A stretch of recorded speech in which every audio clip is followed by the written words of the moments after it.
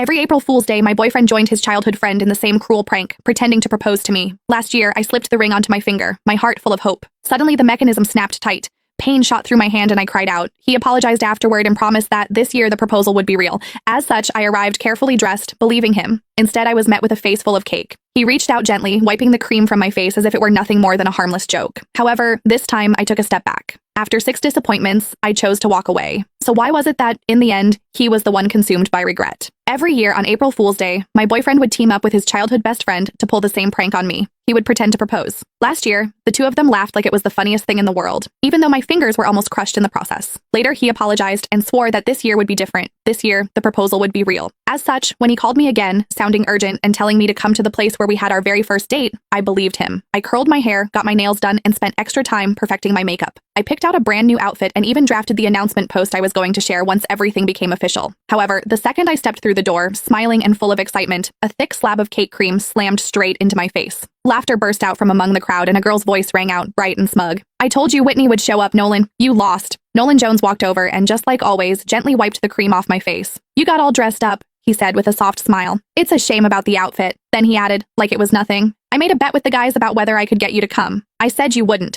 If I won, I'd propose tomorrow. If I lost, I'd propose next year." He looked at me, still smiling. "Sorry, since you showed up, I guess we're not getting married this year after all." I stared at him quietly. "So, you do know what tomorrow is?" He let out a careless laugh. "Of course I do. It's our 6-year anniversary. How could I forget?" The cream clung to my face, sticky and cold. At that moment, something inside me went completely numb. Our anniversary did not even take precedence over a prank, just like I could never beat her. I slipped off the plain couple's ring I had worn for 6 years. "Then let's break up." The sharp, clear sound of the ring hitting the floor cut through the room, and everything went silent. Nolan frowned a little. "Don't make a big deal out of this. It's just some cream. I'll wash it off for you later. You know Sylvia used to go way harder than this. She's already holding back." He glanced at the others. "It wasn't easy getting you here. Don't make it look like I can't even have fun just because I'm in a relationship." Sylvia Lowell made a face, looking upset. "Whitney, it's just a joke. If you don't like it, we'll stop, okay? Why are you talking about breaking up over something like this?" "See, I told you Whitney can't take a joke," someone else said. "You insisted on calling her, now look at what's happened." Sylvia huffed and sat on the couch. The mood shifted instantly. The way everyone looked at me turned cold. She was the only girl in their group, the one everyone spoiled. As long as she was unhappy, everyone would rush to comfort her, Nolan included. The first time I met her, she organized a game of truth or dare. When other people got dared, it was just something a little embarrassing. However, when it was my turn, they asked me to do something way out of line in front of everyone. All I said was that it was too much and I did not like it. Sylvia's eyes immediately turned red and she ran out of the room. Everyone ran after her, Nolan too.